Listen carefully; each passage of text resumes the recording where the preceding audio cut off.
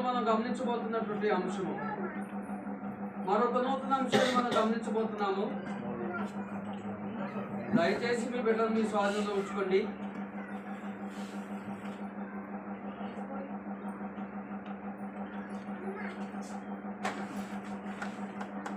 ఎందుకంటే మనకి మైక్ కూడా లేదు కాబట్టి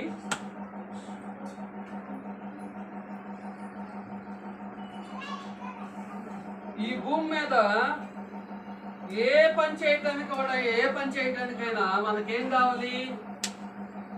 ఏం కావాలండి? సిద్ధపాటు కావాలి, సన్నద్ధత కావాలి. ఏం కావాలి? ఈ సిద్ధపాటు విషయంలో శ్రేష్టము కాని నిబంధనలో ఉన్నటువంటి ఇజ్రాయిల్ మనకు చాలా మాదిరిగా ఉంటారు సిద్ధపడే విషయంలో. ఎందుకంటే ఏదైనా ఒక పని దేవుని కార్యం చేయాలంటే తమ్మును తాము ప్రతిష్ఠించుకుంటారు. ముందుగా ప్రతిష్ఠించుకోవటం అంటే అర్థమైంది, తమ్మును తాము పూర్తిగా సమర్పించుకుంటారు ఆ కార్యం కొరకు, ఆ పని కొరకు. కాబట్టి భూమి మీద ఏ పని చేయాలన్నా కూడా మనకు ధనం ఉండా, శక్తి ఉండా, ఏ ఉండా కూడా అది చేయలేము. దానికి తగ్గ సిద్ధపాటు కావాలి, అనగా సన్నద్ధత కావాలి. సిద్ధపాటు అనేది మనం పరలోకం చేరడానికి కూడా బాప్తిజం తీసుకొని మనం ఇంట్లో పడుకుంటే పరలోకం చేరం. బాప్తిజం తర్వాత మనం మరణించే వరకు సిద్ధపాటు చాలా ఉంటుంది, అవునా కదా? మనం ఆరాధన రావాలన్నా కూడా ఉదయం లేచిన దగ్గర నుంచి మన పనులన్నీ కూడా చక్కబెట్టుకుంటూ సిద్ధపాటు కలిగి వస్తాము. అలాగే ప్రతి దానికి కూడా సిద్ధపాటు అవసరమైనది, ప్రతి దానికి సిద్ధపాటు అవసరమైనది.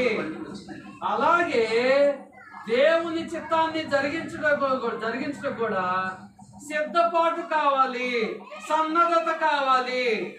ఏం కావాలి? దేవుని చిత్తాన్ని జరిగించడానికి సిద్ధపాటు కావాలి, సన్నద్ధత కావాలి. ఆ సిద్ధపాటు అనేది మనలో దేవుని భయం ఉంటే వస్తుంది. మనము దేవుని ఆజ్ఞలు పాటించాలనే ఆ ఆలోచన ఉంటే వస్తుంది. దేవుని చిత్తాన్ని నేను కూడా జరిగించాలనే ఆ ఆలోచన విధానం ఉన్నప్పుడు వస్తుంది. పరిశుద్ధ గ్రంథంలో ఈ సిద్ధపాటు కలిగినటువంటి ఒక స్త్రీని గురించి మనం గమనించడానికి ప్రయత్నం చేద్దండి. దేవుని చిత్తాన్ని జరిగించటంలో ఈరోజు మనం నేర్చుకోబోయే అంశము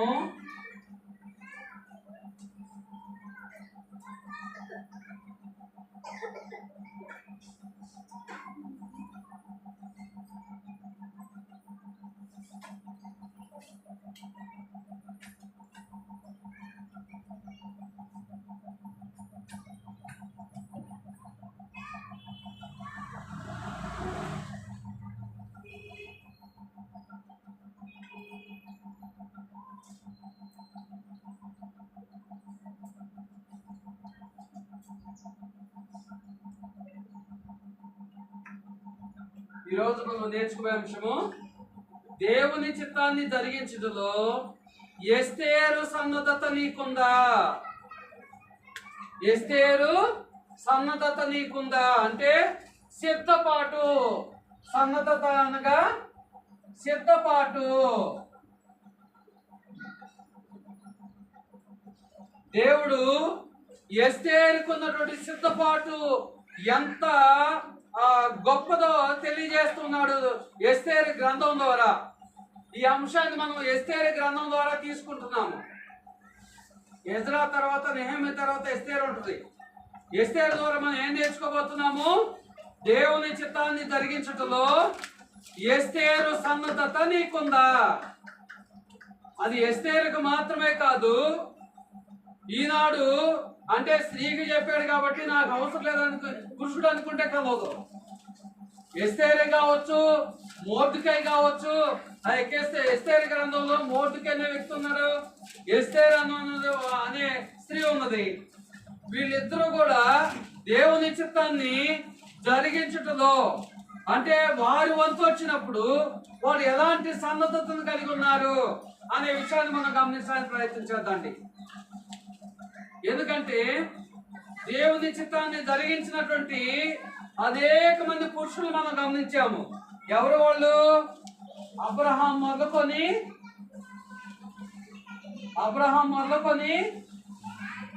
ఎవరండి?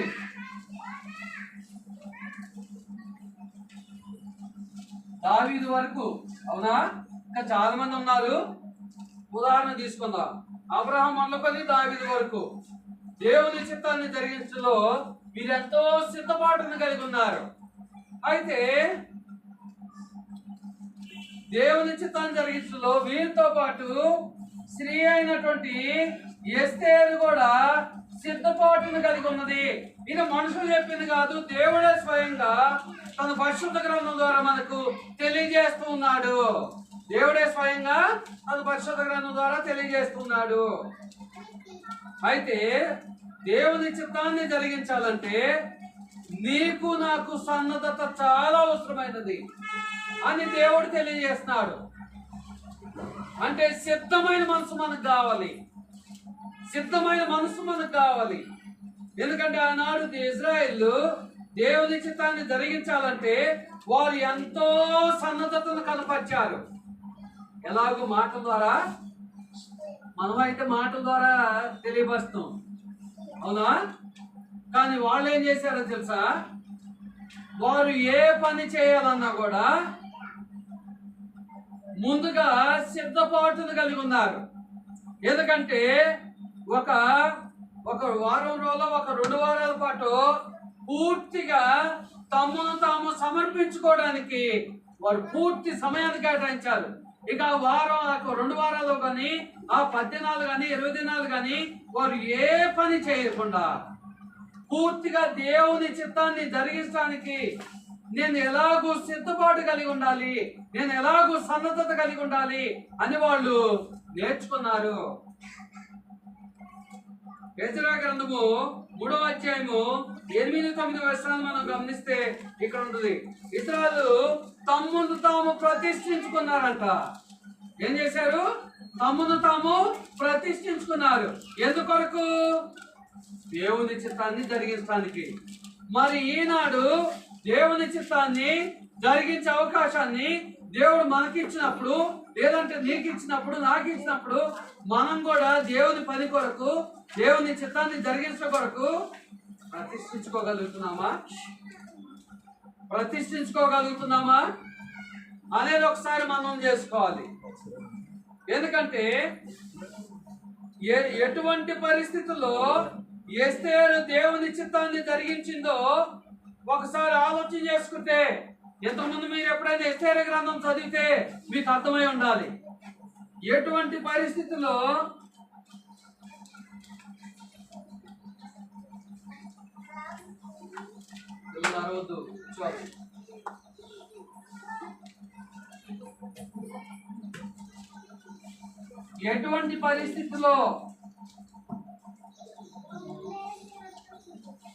ఎస్తేరు దేవుని చిత్తాన్ని జరిగించడానికి ప్రయత్నం చేసింది.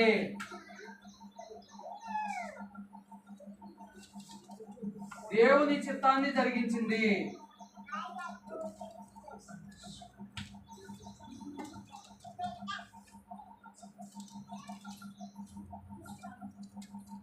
ఎటువంటి పరిస్థితుల్లో? ఎందుకంటే నిజంగా ఎస్తేరు గ్రంథాన్ని చూసినప్పుడు మనం ఏదైనా పని ఎలాంటి పరిస్థితుల్లో చేస్తామంటే అన్ని అనుకూలించినప్పుడు చేస్తాం, అంత అనుకూల వాతావరణం ఉన్నప్పుడు చేస్తాం. కానీ ఎస్తేరు దేవుని చిత్తాన్ని మనలాగా అంతా నాకు అనుకూలంగా ఉన్నప్పుడు చేస్తాను అలా. ఆమె చాలా ప్రతికూల పరిస్థితుల్లో దేవుని చిత్తాన్ని జరిగించింది. ఎస్తేరు గ్రంథానికి రండి ఒకసారి. ఎస్తేరు గ్రంథానికి రండి మీ అందరూ కూడా. 4వ అధ్యాయం 16వ వచనము. ఎస్తేరు గ్రంథము 4వ అధ్యాయం 16వ వచనము.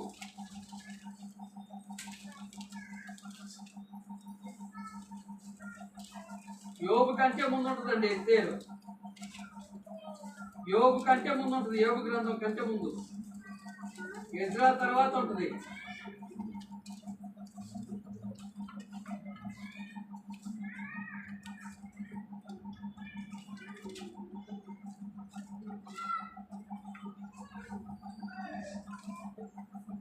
చూడండి ఎటువంటి పరిస్థితుల్లో ఎస్తేరు దేవుని చిత్తాన్ని జరిగించిందో. ఎస్తేరు గ్రంథము 4:16 గమనించండి. నీవు పోయి షూషను నందు కనబడిన యూదులనందరినీ సమాజ మందిరములకు సమకూర్చి నా నిమిత్తం ఉపవాసం ఉండి 3 దినములు అన్నపానములు చేయకుండుడి. నేను నా పనికత్తెలను కూడా ఉపవాసం ఉందము. ప్రవేశించుట న్యాయ వ్యతిరేక్తముగా ఉన్నను. ఏంటిదంట? ప్రవేశించుట న్యాయ వ్యతిరేకముగా ఉన్నను. అంటే ఇక్కడ ఆమెకు అనుకూల పరిస్థితులు లేవు, ప్రతికూల పరిస్థితులు ఉన్నాయి.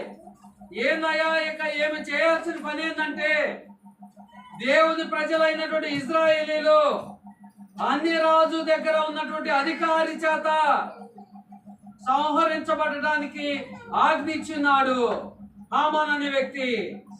ఆ యొక్క దేవుని ప్రజలను విడిపించాలి ఎస్తేరు. దేవుని ప్రజలు ఏం చేయాలి? విడిపించాలి. మరి విడిపించాలంటే ఏమనుకోవాలి? మనమైతే ఎలాగ ఆలోచన చేస్తాం? నాకు అన్ని పరిస్థితులు అనుకూలిస్తేనే నేను దేవుని చిత్తాన్ని జరిగిస్తూ ఉంటాం. కానీ ఏమైతే అలాగ ఆలోచన చేయలే. ఏమైతే ఎలాగ ఆలోచన చేసిందంటే, ప్రవేశించుట న్యాయ వ్యతిరేకముగా నున్నను, నేను రాజు నొద్దకు ప్రవేశించుదును, నేను నశించదను. ఏమంటుందండి ఎస్తేరు? ఎంత గొప్ప మాట్లాడుతుందో చూడండి. దేవుని చిత్తాన్ని జరిగించడానికి నేను నశించినా కూడా నాకు ఇష్టమే, నేను సిద్ధమే అంటుంది. ఒకసారి ఆలోచన చేసుకోండి. ఈనాడు మనకు దేవుని చిత్తాన్ని జరిగించడానికి అవకాశం ఇచ్చినప్పుడు మనం ఎంత మట్టుకు ఎస్తేరు మాదిరిగా అనగలుగుతున్నాము, ఎస్తేరు లాంటి మనస్సును కలిగి ఉండడానికి ప్రయత్నం చేస్తున్నాము. ఎందుకంటే అపవాదిగాడి చిత్తాన్ని జరిగిస్తే వాడు మనకు మార్గాలన్నీ సుగమం చేస్తూ ఉంటాడు. మనం అపవాదిగాడి చిత్తాన్ని జరిగించడానికి లోకంలో వెళ్తలే, దేవుని చిత్తాన్ని జరిగించడానికి లోకంలో వెళ్తున్నాం. దేవుని చిత్తం అంటే లోకం మొత్తం కూడా శరీరాశ నేత్రాశతో నిండిపోయింది. వారు చేసేది తప్పని మనం ప్రకటిస్తున్నాం. కాబట్టి వాళ్ళు అంగీకరించవచ్చు, తిరగబడవచ్చు, ఏదైనా చేయొచ్చు. అయినా సరే మన ప్రయత్నాన్ని ఎప్పుడు కూడా ఆపకూడదు, మన ప్రయత్నాన్ని విశ్రమించకూడదు, మనం వెనక్కి తగ్గకూడదు. చూడండి ప్రియ దేవుని పిల్లారా, ఎస్తేరు ఆమె స్త్రీ అయ్యుండి కూడా దేవుని చిత్తాన్ని జరిగించడానికి రాజు దగ్గర పోరాటానికి ఆమె సిద్ధంగా ఉన్నది. రాజు దగ్గర మనం చేసుకోవడానికి సిద్ధంగా ఉన్నది. ఎవరి పక్షాన అంటే తన పక్షాన, తన కుటుంబ సభ్యుల పక్షాన కాదు. తనకు తల్లిదండ్రులు లేనప్పుడు, తను అనాథగా ఉన్నప్పుడు ఒక వ్యక్తి ద్వారా దేవుడు ఆమెను ఆదరించాడు. అంత మాత్రమే కాదు, ఆమెను అనాథగా ఉన్న ఆమెను, తల్లిదండ్రులు లేని ఆమెను రాణిగా చేశాడు ఆ రాజ్యానికి. ఆమె గుర్తు పెట్టుకుంది ఆ మాటలను. తన జీవితంలో దేవుడు ఎంత మేలు చేశాడో, నేను ఎటువంటి స్థితిలో ఉన్నప్పుడు దేవుడు నన్ను ఎంతగా హెచ్చించాడో, ఈనాడు దేవుని చిత్తాన్ని నా ద్వారా జరిగించాలంటే నాకు చాలా సంతోషము, ఆనందము. అవసరమైతే నేను దేవుడు నాకు ఇచ్చిన ఈ ఉన్నత స్థితి చాలు, అవసరమైతే దేవుని జనాంగాన్ని విడిపించిన కొరకు నా ప్రాణాన్ని ఇస్తాను అన్నదానం లేదా? మళ్ళీ ఒకసారి వెళ్ళండి 16వ వచనంలోకి. ప్రవేశించుట న్యాయ వ్యతిరేక్తముగా ఉన్నను, నేను రాజు నొద్దకు ప్రవేశించదును, నేను నశించదను.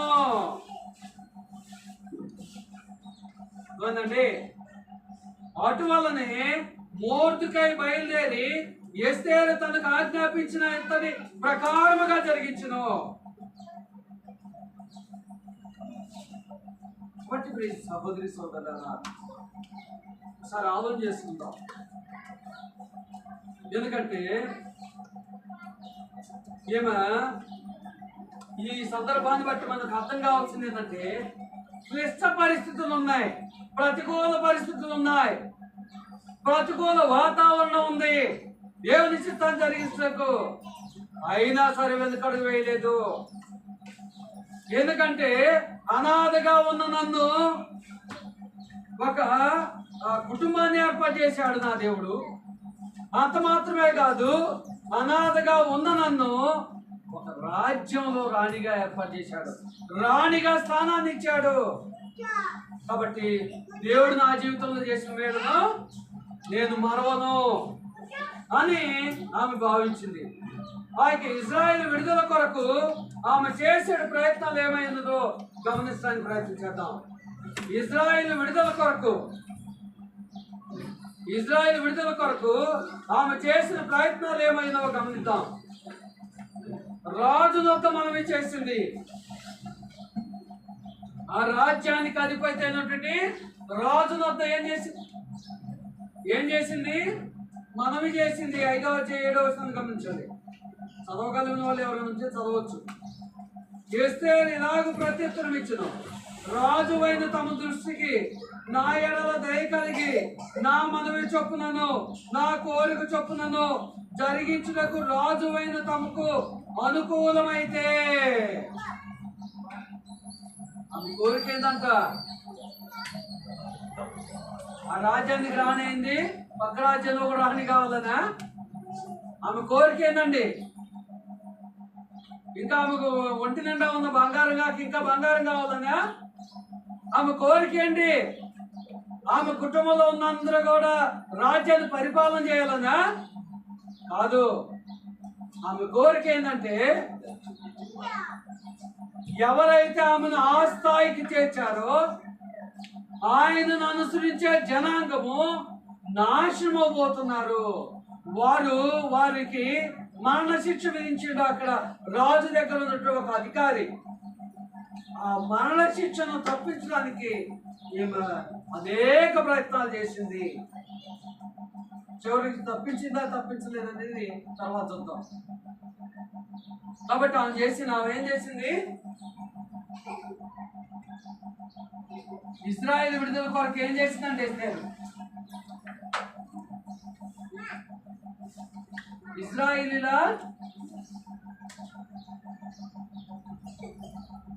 విడుదల కొరకు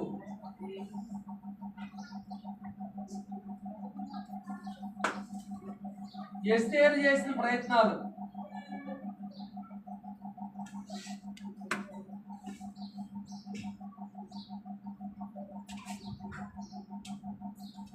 ఇజ్రాయేల్ విడుదల కొరకు ఎస్తేరు చేసిన ప్రయత్నాలు. ఏం ప్రయత్నం చేసిందండి? మొట్టమొదటిగా రాజునొద్ద మనవి చేసింది. రాజునొద్ద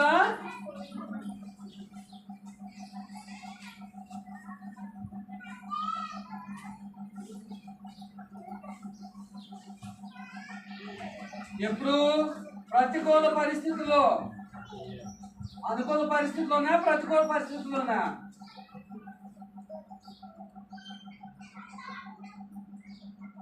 ఇంకే ప్రయత్నాలు చేసింది. మరి ఈనాడు మనము దేవుని సువార్త వ్యాప్తి చేయడానికి ప్రతికూల పరిస్థితులు వచ్చినప్పుడు కూడా మనం ప్రయత్నాన్ని చేస్తున్నామా, విరమించుకుంటున్నామా? ఇంకోటి ఏంటంటే తన ప్రజలు ఎలాగో అన్యాయములకు గురి కాబట్టారో, తన ప్రజలు ఎలాగో అన్యాయానికి గురి కాబట్టారో రాజుకు తెలియజేసింది. మీరు ఎస్తేరు గ్రంథం మొత్తం చదువుకుంటే ఉంటది. తన ప్రజలు ఎలాగ అన్యాయములకు గురి కాబట్టారో హామాను అనే అధికారి ద్వారా ఏమి తెలియజేసింది.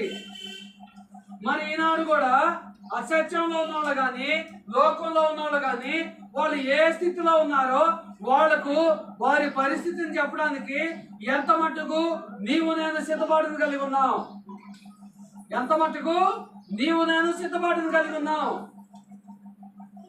ఇదిగో మీరు లోకంలో ఉన్నారు, ఇదిగో మీకు చనిపోయిన తర్వాత మీకు పరలోకం ఉండదు అని చెప్పి వివరించకు ఎంత మాత్రం మనం సిద్ధపడడం అనుకుంటున్నాం, ఎంత సమయాన్ని కేటాయిస్తున్నాం, ఎంతగా ఆలోచన చేస్తున్నాం అనేది ఒకసారి ఆలోచన చేసుకోవాలి. ఇంకా దేవుడు రాజు ద్వారా ఇచ్చిన అధికారాన్ని ఆమె ఉపయోగించుకుంది. దేవుడు రాజు ద్వారా ఇచ్చిన అధికారాన్ని ఆమె ఉపయోగించుకుంది. మరి దేవుడు ఈనాడు మనకు ఆరోగ్యాన్ని ఇస్తున్నాడు, ఐశ్వర్యాన్ని ఇస్తున్నాడు, రకరకాల వెసులుబాట్లు ఇస్తున్నాడు, సమస్తాన్ని సమకూరుస్తున్నాడు. మరి వాటిని ఉపయోగించుకొని మనము ఆయన కుమారుని సువార్తను లోకంలో నశించిపోయే ఆత్మల వద్దకు వెళ్ళి సువార్త ప్రకటించడానికి ఎంత మటుకు కేటాయించగలుగుతున్నాము, ఎంత మటుకు సమర్పించుకోగలుగుతున్నాము. ఏమైతే దేవుడు రాజు ద్వారా ఇచ్చిన అధికారాన్ని తన స్వార్థానికి వాడుకోలే, తన సంతోషానికి వాడుకోలే. దేవుని ప్రజలను ఎలాగో కాపాడాలో దాని కొరకే ప్రయత్నం చేసింది. మాట్లాడదు పిల్లలు, దాని కొరకు ప్రయత్నం చేసింది. మరి అలాంటి ప్రయత్నము మనం చేస్తున్నామా? ఎందుకంటే సత్యాన్ని ఎరిగిన మనము సేవకుడు అక్కడే సువార్త ప్రకటిస్తే సంవత్సరానికి ఎంతమంది వద్దకు వెళ్ళింది సువార్త? ఒకవేళ మారు మనసు పొంది బాప్తిని తీసుకున్న వాళ్ళందరూ ప్రకటిస్తే, ఒకవేళ వాక్యాన్ని వినే వాళ్ళందరూ ప్రకటిస్తే, అవునా కదండి? సేవకుడు అక్కడే ప్రకటించాలంటే సంవత్సరానికి ఒక 30 మందికి చేరింది అనుకోండి. ఒకవేళ బాప్తిని తీసుకున్న వాళ్ళందరూ ప్రకటిస్తే ఒక 50 మందికి చేరింది. ఒకవేళ అందరూ వాక్యం వినే వాళ్ళందరూ ప్రకటిస్తే ఒక 70 మందికో 80 మందికో 100 మందికో చేరింది. ఈ 100 మందిలో ఒక ఇద్దరైనా మారరా? ఒక ఇద్దరైనా సత్యాన్ని తెలుసుకోరా? ఒక ఇద్దరైనా మేము నిత్య నరకంలో వెళ్లకుండా ఉండాలని ఆలోచన చేయరా? ఆలోచన చేయండి ఒకసారి. దేవుడు మనకు ఎస్తేరుకే అధికారాన్ని ఇచ్చాడ. ఏమండి, ఎస్తేరు మాదిరిగా నాకు కూడా రాని అవకాశం వస్తేనే దేవుడు పని చేస్తానని ఆలోచన ఉందా? దేవుడు ఇవాళ మనకు ఎంత వెసులుబాటు కల్పిస్తున్నాడు, ఎన్ని అవకాశాలు ఇస్తున్నాడు, ఎన్నిటిని సమకూర్చాడు, ఎంత టెక్నాలజీని ఇస్తున్నాడు. ఎటువంటి టెక్నాలజీ లేనప్పుడే ఎస్తేరు అంతగా దేవుడు పనిచేస్తే ఇంత టెక్నాలజీని అనుభవిస్తున్నటువంటి మనం ఎంత చేయాలి దేవుని పని అనేది ఒకసారి ఆలోచన చేసుకోవాలి. ఇంకా దేవుడు మనకిచ్చిన బాధ్యతను, ఆస్తులను, తెలివిని, జ్ఞానాన్ని దేవుని ప్రజలను కాపాడటానికే వినియోగించాలని మనసును కలిగి ఉంది. అంటే ఒక్క మాటలో చెప్పాలంటే తన సమస్తాన్ని దారబోయటానికి ఆమె సిద్ధంగా ఉంది. ఎవరు? ఎస్తేరు. కొన్ని అధ్యాయాలు ఉంటాయి, చదువుకోండి ఇంటికి వెళ్ళిన తర్వాత సమయం ఉన్నప్పుడు. ఏంటిది? దేవుడు తనకిచ్చిన బాధ్యతను, ఆస్తులను, తెలివిని, జ్ఞానాన్ని పూర్తిగా ఉపయోగించింది.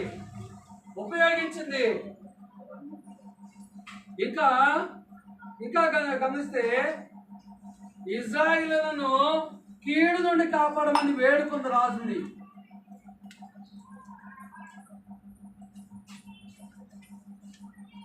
కీడు నుండి కాపాడమని వేడుకుంది రాజుని. మరి ఈనాడు ఆ దేవుని లోకంలో ఉన్న వాళ్ళు కీడుగా ఉన్నారా లేదా? అంటే వాళ్ళు లోకస్తులుగా ఉన్నారా లేదా? దేవుని విరోధులుగా ఉన్నారా లేదా? వాళ్ళను మనం ఒక అవసరమైతే వేడుకోవాలి, బతిమలాడాలి. ఏం చేయాలి? లోకస్తులు మనం దేవుని ఎరిగిన వాళ్ళ మాదిరిగా హెచ్చరిస్తే కుదరదు, అవునా కదా? ఒక్కొక్కడికి ఒక్కో రీతిగా స్వార్థ ప్రకటించాలి.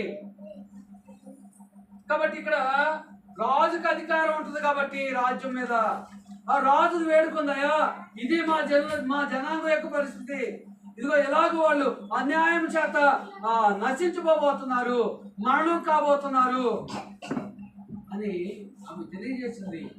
అంటే ఆ రాజుకు అర్థమయ్యే రీతిగా ఆమె తెలియజేసిందంటే ఆమె దేవుని చిత్తాన్ని జరిగిస్తుందో ఆమెకి ఎంత సహనం ఉందో, ఆమెకి ఎంత ఓపిక ఉందో అర్థం చేసుకోవాలి మనం.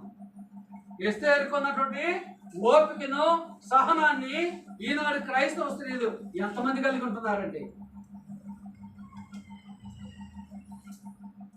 మరలా ఆమె సామాన్యమైన స్త్రీ కాదు, ఒక రాణి అయి ఉండి కూడా అంత ఓర్పును, సహనాన్ని కలిగి ఉంది, ఓపికను కలిగి ఉన్నది, ఓపికను కలిగి ఉన్నది. మరి అలాంటి ఓపిక ఈనాడు మనకుందా అనేది ఒకసారి ఆలోచన చేసుకోవాలి. ఇజ్రాయిలును విడిపించే వరకు,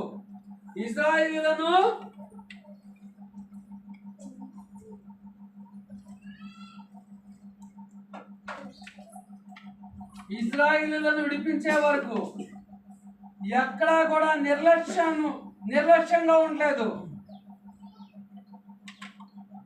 నిర్లక్ష్యంగా ప్రవర్తించలేదు. ఇజ్రాయిల్ విడిపించే వరకు. ఎందుకంటే ఏ అధికారి ఆజ్ఞ ఏదైతే ఉన్నదో, యూదులందరినీ సంహరించాలని ఆజ్ఞ, ఆ ఆజ్ఞను రాజు మార్చేంత వరకు ఏమి ప్రయత్నాన్ని విరమించలే, నిర్లక్ష్యం చేయలే. ఇంకా సమయం ఉన్నది, పలానా సంవత్సరానికి కదా ఈ ఆజ్ఞ అమలు అయ్యేది, అప్పుడు దాకా మనం తొందర ఉండదు అనుకోలే. అంటే దేవుడు తనకి ఇష్టం సమయాన్ని ఒక్క సెకండ్ కూడా దుర్వినియోగపరచుకోలే, ఒక్క సెకండ్ కూడా దుర్వినియోగపరచుకోలే.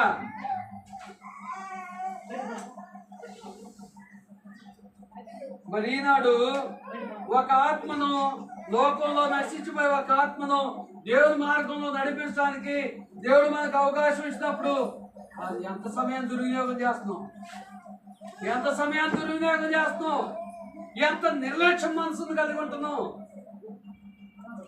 ఎన్ని పునరుద్ధానాలు దినాలు చెప్పట్లేదు. ఆ యొక్క సువార్త ప్రకటించాలి, సువార్త ప్రకటించిన వాళ్ళే ఆ యొక్క ప్రభురాత్రి భోజనం తీసుకోవడానికి అర్హులని.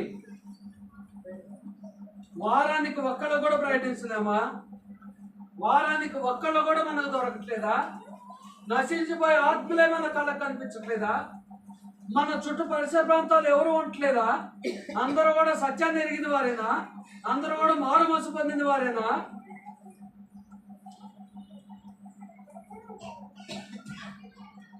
కాబట్టి ఇప్పుడు ఈ సహోదరి సోదరులారా ఒకసారి ఆలోచన చేసుకోండి.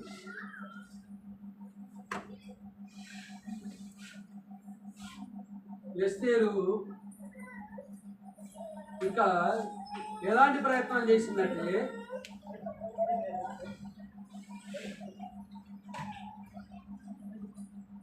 ఎస్తేరు ప్రయత్నం ఎలాగూ చేసిందంటే,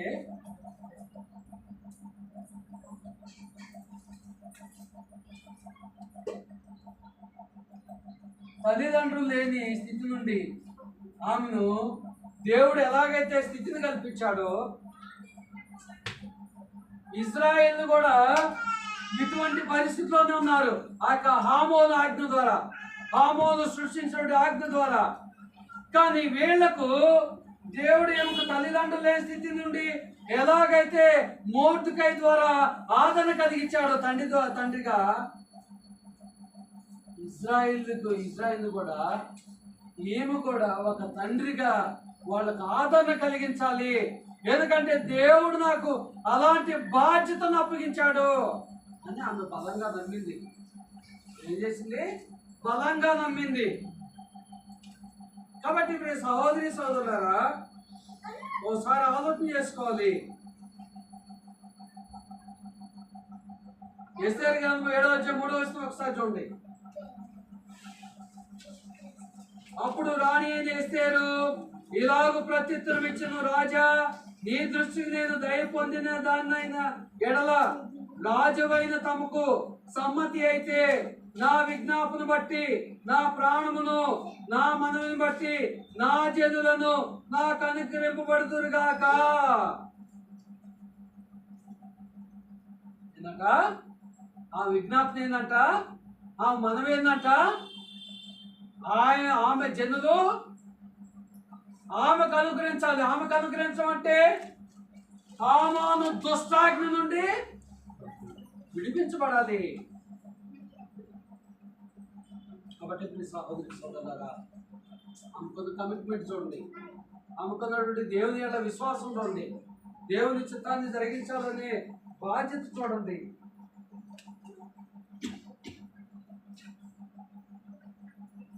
అందుకోసమే దేవుడు అంటున్నాడు, సిద్ధపాటు కావాలి, సన్నద్ధత కావాలి. సిద్ధపాటు పూర్తి స్థాయిలో లేకపోతే పూర్తి స్థాయిలో దేవుని చిత్తాన్ని జరిగించలేము. సన్నద్ధత లేకపోతే పైన సన్నద్ధత ఉంటే దేవుని చిత్తాన్ని జరిగించలేము. ఇంకా మరోసారి చదువుతాండి, 3వ వచనం, 7వ వచనం, 3వ వచనం. అప్పుడు రాణి ఏం చేస్తే ఇలాగ ప్రత్యుత్తరం ఇచ్చును, రాజా, నీ దృష్టికి నేను దయ పొందిన దానినైనా ఎడల రాజువైన తమకు. ఈమె వేడుకున్న రాజు దగ్గర, అయ్యా నా ప్రజలను విడిపించు,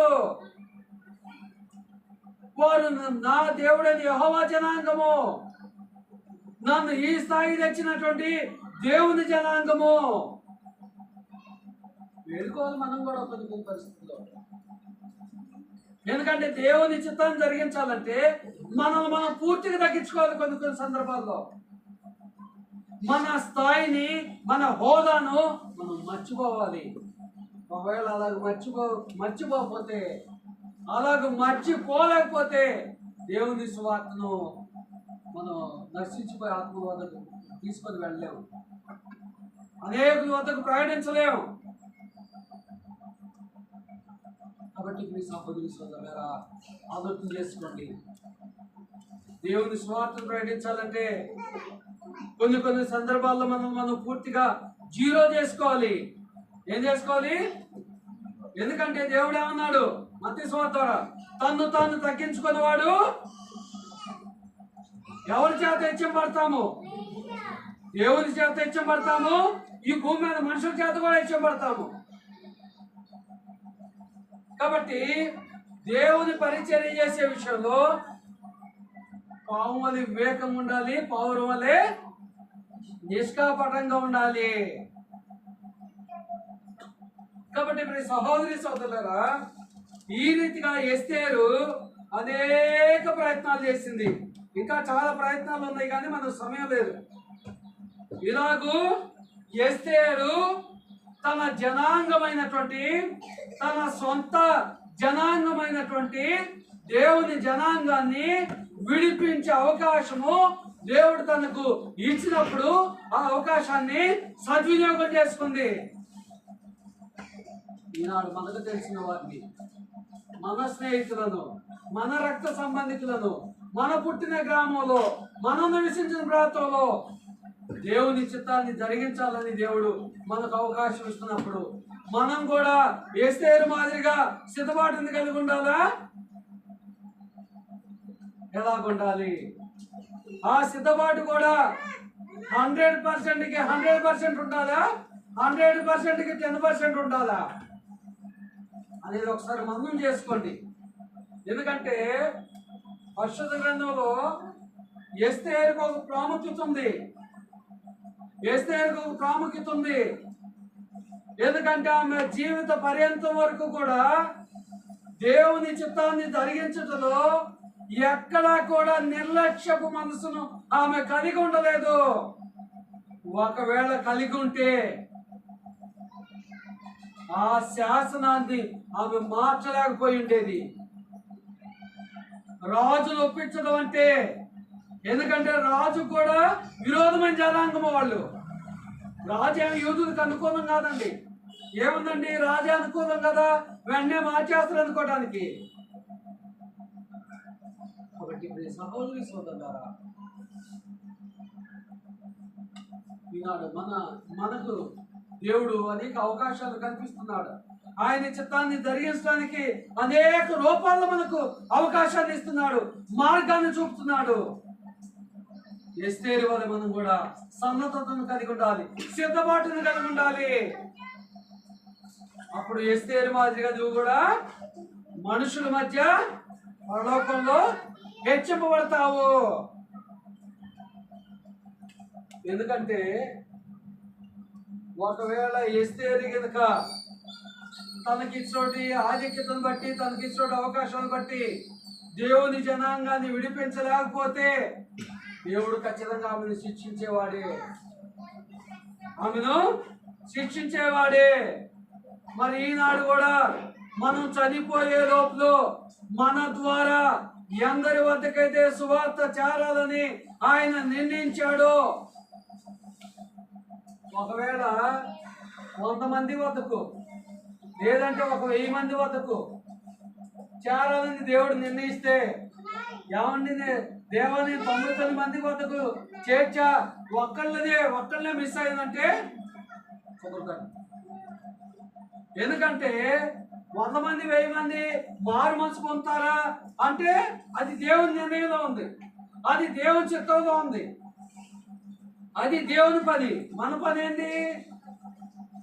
100% ఆయన అప్పగించిన బాధ్యతను పూర్తి స్థాయిలో జరిగించామా జరిగించలేదనేది మన బాధ్యత, అదే మన పరిధిలో ఉంది. కాబట్టి ఎప్పుడు కూడా మనం నిరాశ చెందకూడదు. ఇదిగోండి ఎంతమంది సువార్త ప్రకటిస్తున్న వాళ్ళు రావట్లేదుగా, వాళ్ళు తెలుసుకోవట్లేదు కంటే ప్రకటించుకుంటూ వెళ్ళటమే మన పని, అవునా కదా? అపోస్తలుల పని కూడా అదేనా? ఆదిమ క్రైస్తవులు కూడా అదే చేశారా? ఆ తర్వాత తరాలు అన్ని కూడా అవే చేసినాయి. కాబట్టి మీ సహోదరి సోదరులారా, ఎస్తేరు వలె ఎంత మటుకు సన్నద్ధతను కలిగి ఉన్నాము. 2:7 వస్తుంది గమనించండి.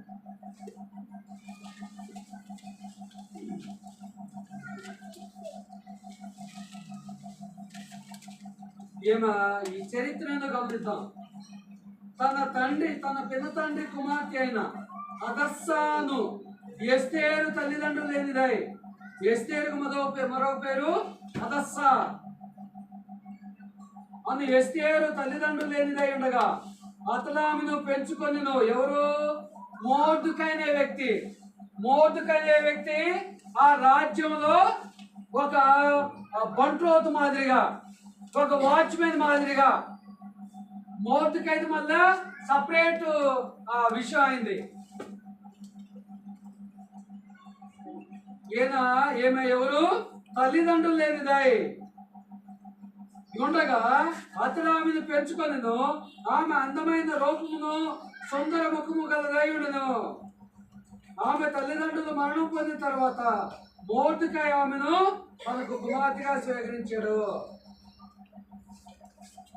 మొర్దెకై ద్వారా కూడా ఎస్తేరు ప్రోత్సహించబడింది.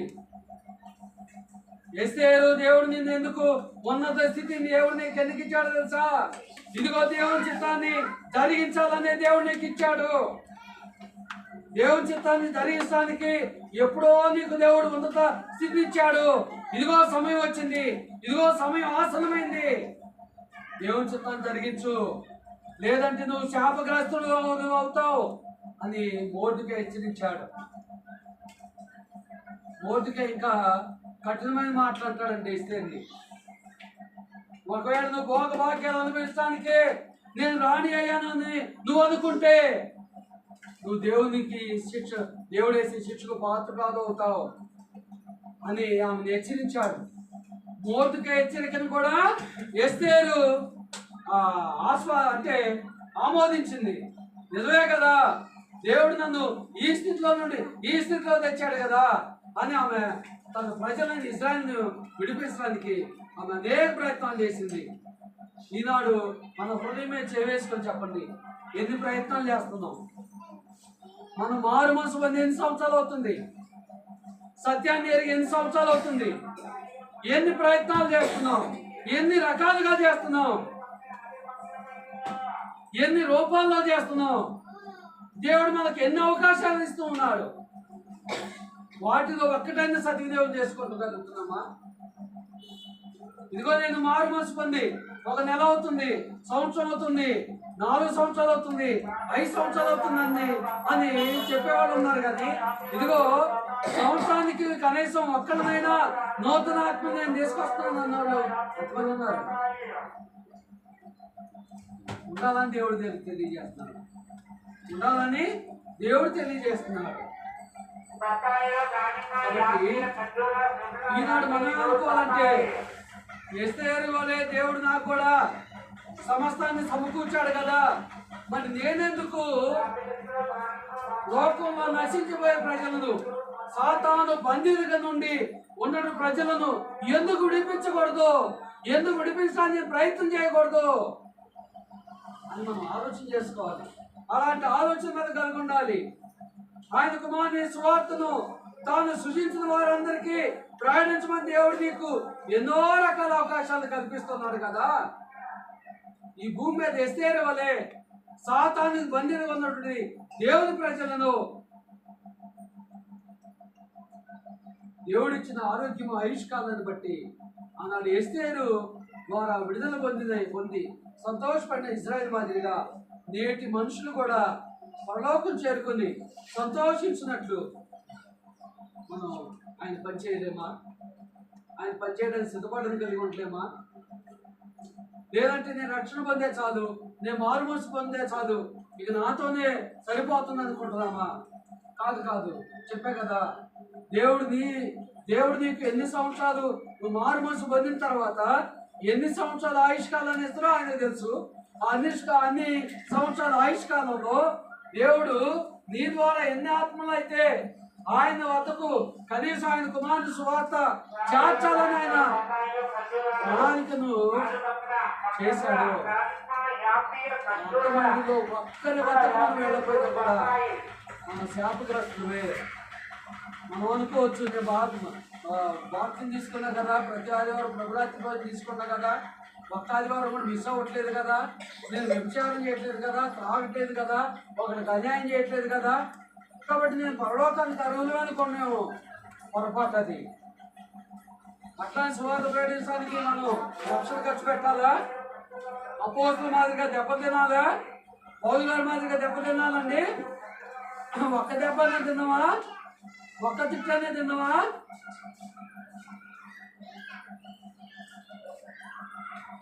అవసరమైతే కొన్ని సందర్భాల్లో, ఎందుకంటే మనం గృహం పోతే కుర్చీ లేదు వాళ్ళు గృహంలో, కుర్చీ అయితేనే నేను స్వార్థ చెప్తాను అలా ఏమనాలండి? పరిస్థితులన్నింటినీ అనుకూలపరచుకోవాలి. మనం గృహంలో ఉన్నప్పుడు కూర్చోట్లేదా, పడుకోవట్లేదా? అన్నిటికీ అడ్జస్ట్ అవ్వాలి. నాకు అన్ని వస్తువులు ఉంటేనే నేను స్వార్థ ప్రకటిస్తానంటే అంతకంటే మూర్ఖత్వం ఉండదు, అంతకంటే మూర్ఖుడు ఉండదు. కాబట్టి ఆలోచన చేసుకోవాలి. దేవుని చిత్తాన్ని జరిగించాలని తపన పదే మనకు ఉండాలి. ఎస్తేరుకు ఆ తపన ఉంది. మోర్తికై ద్వారా మనం ప్రోత్సహించబడింది. ఈనాడు సువార్తికుడి ద్వారా మనం కూడా ప్రోత్సహించబడుతున్నాము. దేవుని వాక్యం ద్వారా ప్రోత్సహించబడుతున్నాము. మనం కూడా దేవుని చిత్తాన్ని మన మన మన కంఠంలో ప్రాణం ఉన్నప్పుడే, అంటే మన శరీరం ఊపిరి ఉన్నప్పుడే మనం దేవుని చిత్తాన్ని జరిగించడానికి ప్రయత్నం చేయాలని, ఎస్తేరు వలె మనం కూడా దేవుని చేత హెచ్చింపడాలని మీ అందరికీ ప్రేమతో తెలియజేసుకుంటున్నాం. ఇప్పటివరకు ఓపికతో కూర్చొని మీ అందరికీ ప్రభు యొక్క వందనాలు తెలియజేస్తున్నాం.